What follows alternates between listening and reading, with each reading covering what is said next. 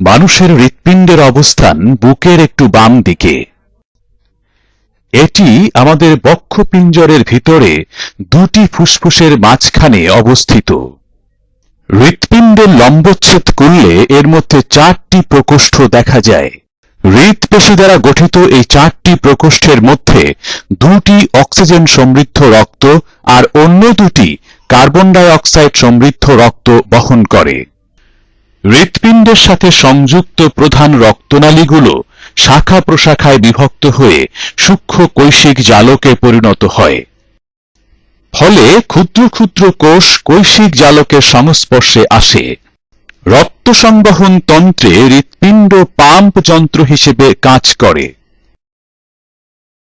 হৃৎপিণ্ড পাম্প করে রক্ত দেহের সর্বত্র পৌঁছে দেয়।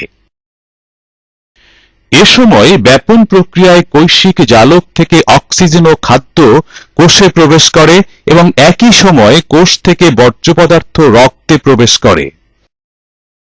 রক্ত কোষ থেকে এই বর্জ্য পদার্থ বৃক্ক ও ফুসফুসে নিয়ে আসে। পরবর্তীতে এগুলো দেহ থেকে বাইরে অপসারিত হয়।